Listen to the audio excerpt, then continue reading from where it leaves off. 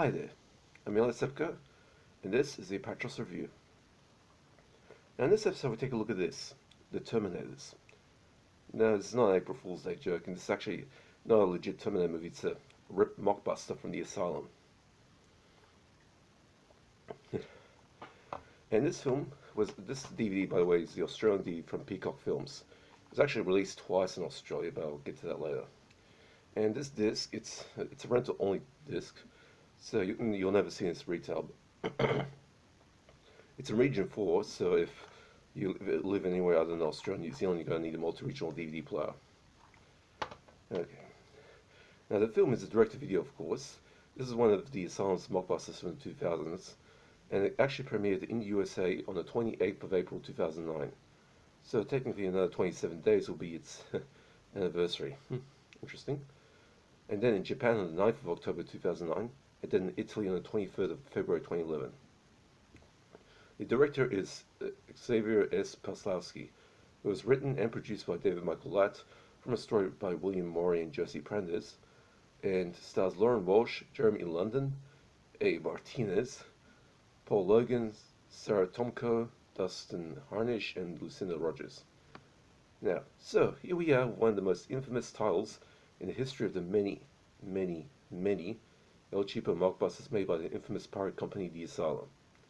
This 2009 title, made on a frighteningly slim budget of only $250,000, and most certainly looks it, is infamous amongst the hardcore Asylum fans for being the result of The Asylum deliberately releasing this film in defiance of a cease and desist order that was filed against it, an order they were pretending to obey.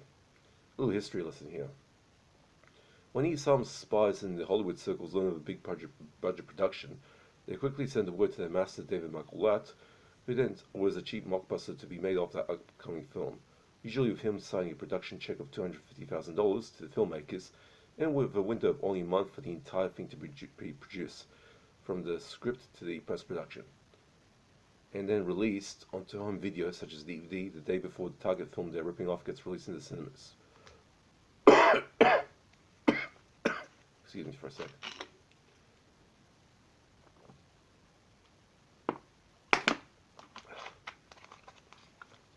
This cough I have has been bad for the past few days. Anyway, now in 2009, when the Halcyon Company was making Terminator Salvation, which for my money was the third best Terminator film so far, and the best of the non-camera entries in the franchise, their executives learned of the Asylum being in production of their mockbuster, this film, so they found out they were making this, and they sent their lawyers onto the Asylum, who had just a year before pulled off a legal miracle by successfully defending themselves in a copyright lawsuit brought up by 20th Century Fox over their mockbuster The Day the Earth Stopped. I already reviewed that in the past. Now, the Halcyon Company's lawyers slapped the Asylum with a cease and desist order to prevent the mockbuster from being released. Now, the Asylum, feeling a little clever with their underhandedness, made it look like they were complying with the order by pulling off all advertising of their film from their marketing materials, even removing all mention of the film from their website, and then quietly release the film on the original scheduled release date. The lesson here is to never underestimate the massive brass balls that the Asylum has.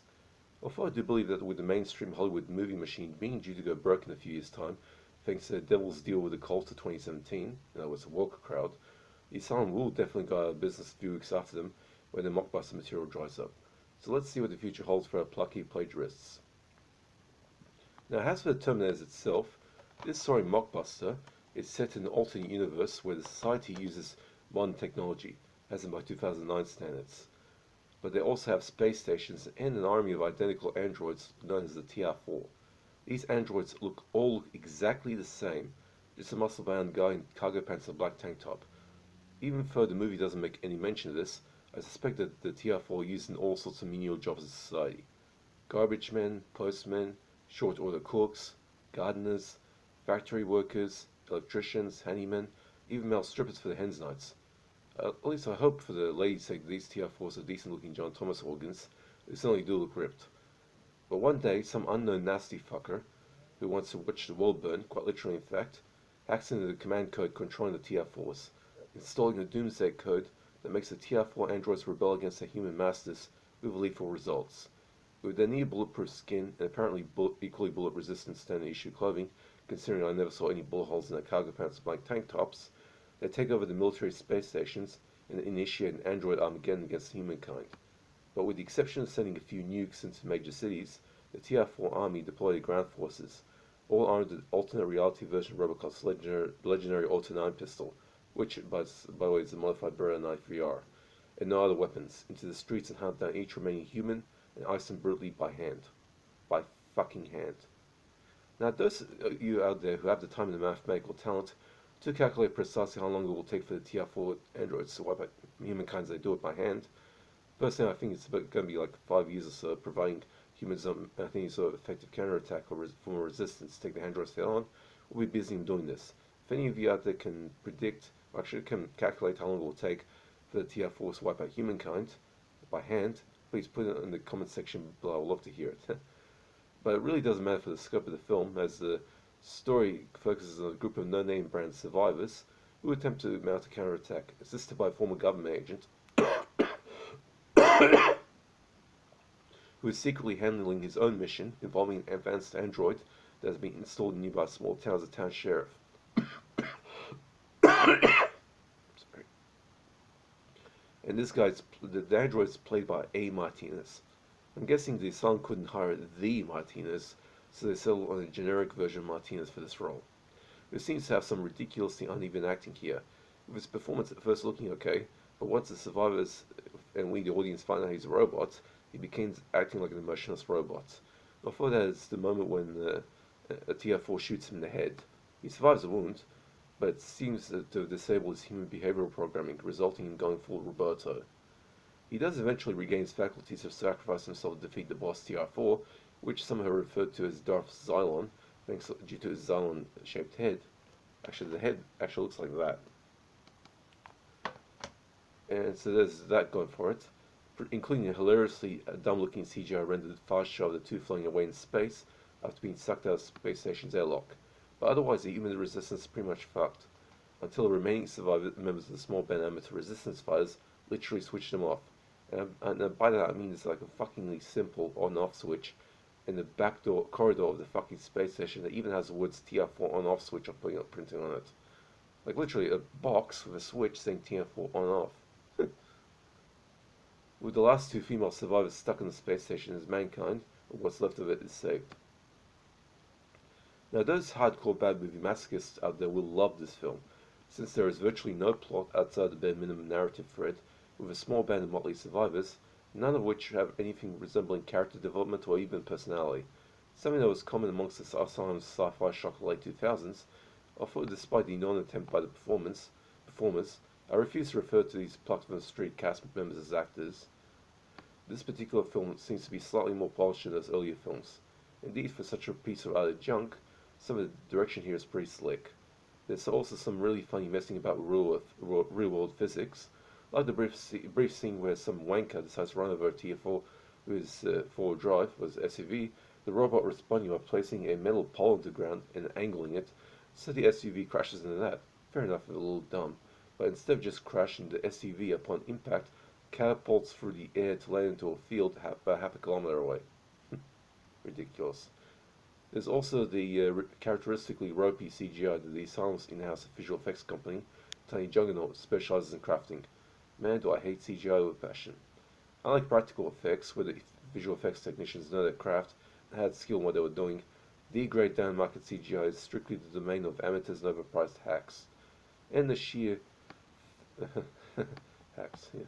And the sheer fact that this doesn't have any resemblance to a Terminator franchise movie, instead feeling more like a post-millennial Battlestar Galactica if anything else. It's closer to that. The sheer brass balls and cheerful cynicism of the Asylum's professional cheapskate production values and dishonest business model does go a small way in making this slightly enjoyable for those hardcore masochistic types out there, but regular people and casual genre fans should avoid this unless they want to truly suffer, while the bad movie masochists will be laughing their heads off.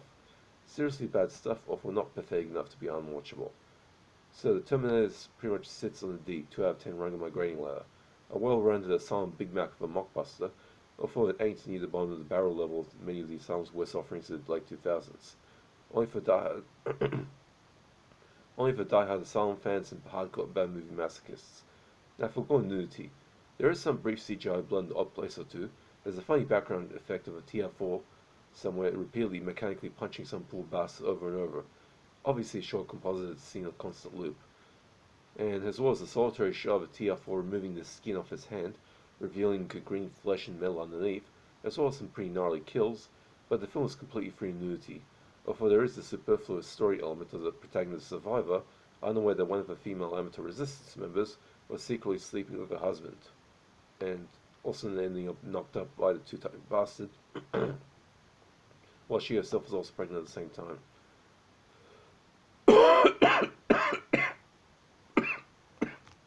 Excuse me a sec.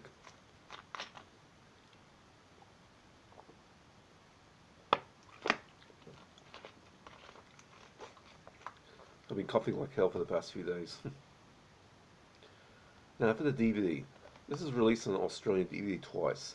First, this one, as a standalone rental-only DVD from Peacock Films, a company that was around the direct-to-video market in the 1990s. I have one of their VHS releases, and which disappeared in late 2010s when the rental market collapsed. Then the film was included in one of the Flashback Entertainment's 5-film instant collections that Flashback ended their business on. The disc reviewed here is obviously the original Peacock Films disc. Now the picture quality is almost perfect. Indeed, the only reason I'm not considering this perfect print is because the clearness of it only serves to highlight the shininess of the effects. This would have been perfect to print on VHS. And the solitary English track is a stereo mix that is adequate for the Asylum's penchant for solely relying on their camcorder built microphones instead of using a boom mic results in muffled and distorted audio at times.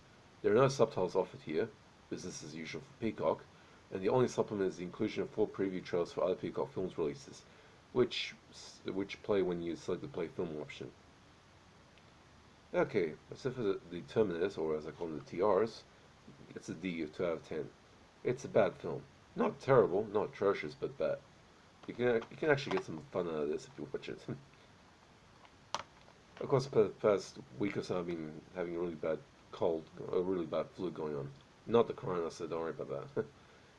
Okay, I hope you guys are enjoying yourselves. Take it easy, stay safe, and see you next time.